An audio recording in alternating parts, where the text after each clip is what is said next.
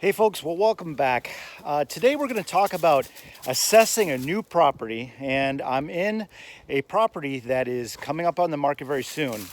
And I'm going to walk you through this property, and I'm going to talk a little bit about the things that I look for when I'm placing value on a piece of timber. So I'm going to take you along this tour. I'm going to start showing you some of the things that I look for and some of the considerations you may take into consideration when you're looking for your own piece of American land. Okay, the first thing I noticed is they got a nice little cleared field here. So this obviously has some value, adds a little bit more to the property because this is going to be some return on your investment. This is probably about 10 acres in size, roughly. I'll map it. And up here, you're probably going to get about $75 an acre, 50 to 75. So it's a nice little income, help defray the costs of some of your taxes. Another thing that I always note when I come to a property is the approach. Lucy, come here. Lucy, come on. She's in the neighbor's land. Is the approach. And you know, people make an impression about a property in about the first 10 seconds of getting to it. And if the approach doesn't look good, that can definitely hurt your value. So as I rolled up here, I saw a couple houses. I like that. They were good looking houses. I see electric on the line, and I think I saw a telephone down here, and I see one down here, a little post. So there's utilities on here, so that's always a plus. So you want to assess those types of things. Just, you know, make a quick mental note, because if you're going to build here, you're going to have to bring a lot of this stuff in. If you require internet for work, then you're going to want the telephone lines, and not every property has that. So just make a quick note of that. You know, selling land as compared to selling residential real estate, there's some similarities for sure. I talk about this a lot, kind of the fit and finish of a property. And what I mean by that is, in, you know, residential property, you're going to look for countertops and granite and wood floors versus carpet or linoleum, numbers of bathrooms, baseboards. Land has got some similarities to that. But what I look for is variety. I look for edge. As you can see, Lucy's found some right down here. She's having a blast. So here's a little wetland. This little wetland in the middle of the property. I can see there's a really good trail that's working the edge of this. And this is one of those features that I think adds value, because I don't like to necessarily see just monoculture on a property. I want to see variety. I want to see trees. It's a great time to be out here right now because I can really assess the value of the trees, the species. But anytime you see edge like this is a good. This creates traffic patterns for the animals. This could be wood duck habitat. It definitely is frogs and salamanders. Just adds the overall diversity of a property, and something I really like, and I give it a little more value when I see it.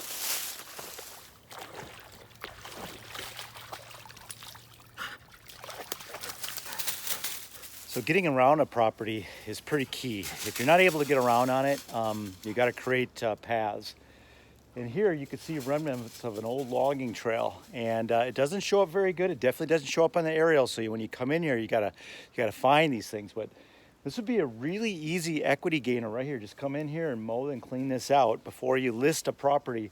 This can definitely add some value. And if you're looking for a property to purchase, you know, you can come in here and do this yourself after you buy it. If it's not there when you buy it, you can create instant equity by doing simply cleaning out these trails. Here's a little sign of spring.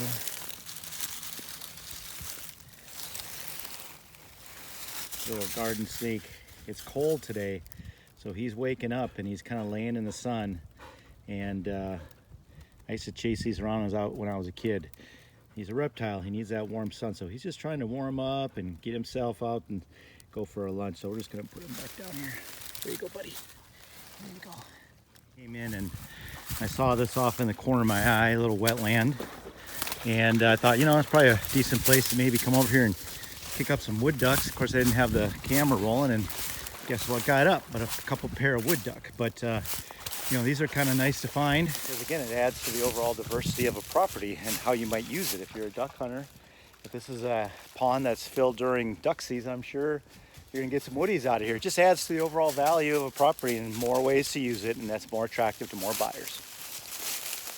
Okay, I want to address stem count, which is a topic I brought up before, and how that affects value. And you can see as I'm working my way through this timber, just watching the background, you're gonna see the size of this stand that I'm in. There's a couple larger trees. phone got caught there. There's a couple larger trees, but notice all this small stuff. This has no value. And this property would benefit from maybe a forestry mulcher coming in and open this up a little bit. Let some of these bigger trees crown out. But this is an early successional cut. I'm seeing evidence of stumps probably 20 years ago. That's seen right here. And they came in here and they do this often. They hide grade these properties. And this, what they did is they came in here and they cut down all of the older age class timber and took all the value. So for the next buyer that's looking at this from an investment standpoint of timber, this isn't going to be attractive to them because there just isn't any timber value in here. But from a hunting standpoint, the stem count makes a difference. And I like to see this thicker stuff where I can only see 30, 40 feet maybe ahead of myself because the deer feel more secure being in here. So that's something to consider. You know, you're looking for wooded land. It'd be great to have the timber standing so you could cut it. But stem count is really important for hunting. And it's just two different goals on the same property. You just got to know what you're after.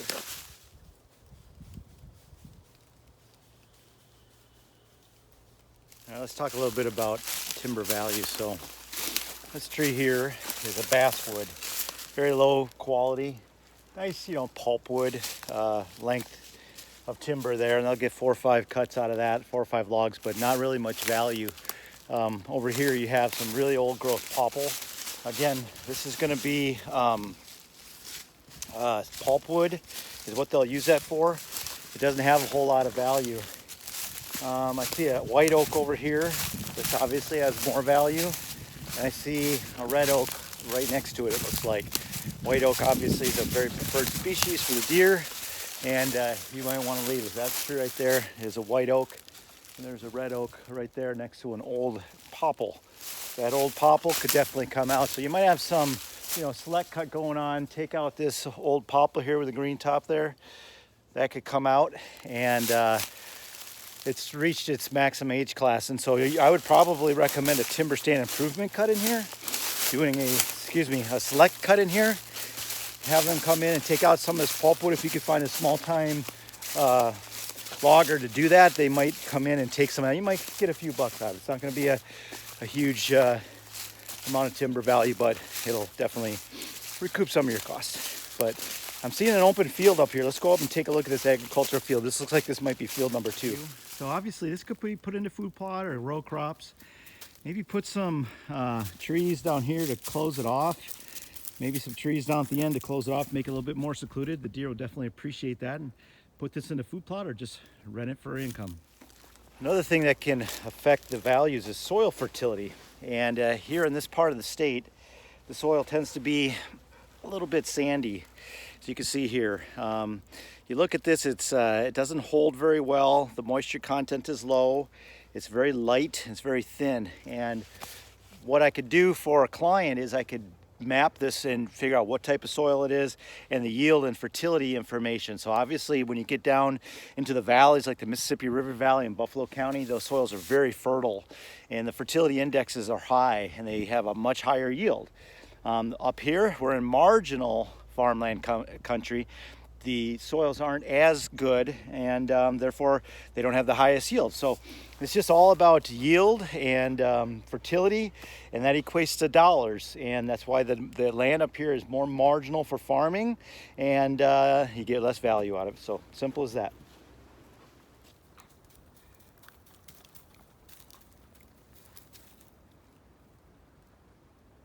So now a few comments on huntability. So tillable field behind us, some really nice trees here to get up into, some really good cluster trees. I really like those.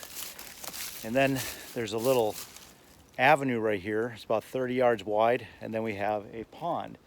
And I wanted to come in here because I wanted to see if there was this trail here, and sure enough, there is one right here. So this is being north. When we talk about huntability, our scent would be blown right out into the field. And what I think is happening is these deer are going to come out of that bigger timber over there. They're going to work the edge of this field, visualize any does that are out in it, and then just work their way until there's another field down here. So nice little travel corridor, nice little pinch point. And if you look for these little micro features on the properties, this is what I'm talking about when I talk about this. Little micro features on these small parcels that you can get in and get out undetected are really, really key. And this is a great example of one. Okay, here we are out in the second field. There's the first one, and here's the second one. Now this one's a little bit more secluded. I want to say this is probably 5 acres in size. They're coming in from the east to till it. I'm sure they're renting it out, but you could put a row of pine maybe along there just to create a block here, a visual block. If you wanted to put this into food plot, just make it a little bit more secluded for the deer. But this is nice. I like to see these things. They're already worked up.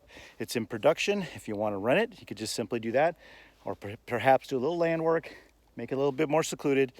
Great food plot. Okay, so now I've walked back into the back. I think this is going to be 20 acres here, and this is more secluded. There's a lot more open field around me, swamp, ag fields.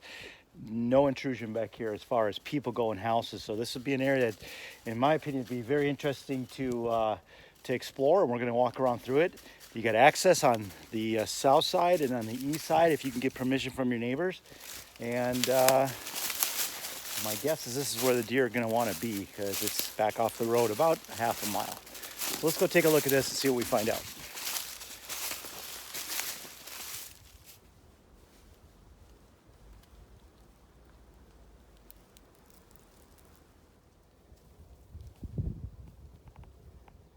So here's a great example of a deer trail following an edge, and it's leading down to the crop fields, and then right down here to my west is a big swamp edge. So these deer are definitely skirting this. It goes up to another field up here, and they're following the edge of the swamp, and it's just beat down to mud. It's a great example of how these micro features, this 20 acres or so, is bottlenecking these deer into a pinch point. Just a great spot, easily accessible from the east on a western wind and a northwest wind, with some decent trees to get up into. So just something I want to show you. Time and time again, I'm proving this correct, is when you look for these micro terrain features and you're in an area that's got hunters, you can always tell if the guy that hunted the property knows what he's doing, because guess what's right there? And I see this quite a bit, and he's just in a great spot. The swamp opens up, and this is the funnel right here, and it comes right in, a little bit of a terrain feature. There's a little bit of a military crest right here. It goes up maybe 5 to 10 feet, drops off, swamp below, stand right there. He's covering both sides, the downside and the upside, and there's a trail going right through the middle. It's just crazy how you find these things, and guys like you and I, we all think alike. Pretty cool. Gotta wonder if he shot anything out of there. Well, that's the end of this week's episode, assessing small properties. This is how I come in here. I hope you've learned a few tricks. I come in here and kind of speed scout these properties, break them down section by section, and look for 3, 4, 5 things that I think bring value. This property, what we saw is there's some timber, maybe some thinning, mostly softwoods, not a lot of hardwoods in here that you'd want to take out. There's some trails that could be easily cleared, and that'll bring instant value to this because of the access. I really like the fact that it's got some agricultural areas that we could plant into food plots, or perhaps rent out for some income. And maybe a little bit of land management with some blocking, either long-term blocking like conifers, or you could do some short-term food plot related products that will grow some screening material and get a little height and make these areas a little bit more secluded, make these deer feel a little bit more sure about being here. And then finally, we found some pinch points. We've used the wetlands as edges, and sure enough, every time we went there, there was a trail. So I hope those things help you, and when you're out looking for your own property, you have a kind of beginning with a process. Hey, I'm Neil Hogger, and you've been watching The American Landman. I hope you like this episode. Hit the subscribe button. I'd like to be your guy in the business in Western Wisconsin. I hope to hear from you. Thanks for watching.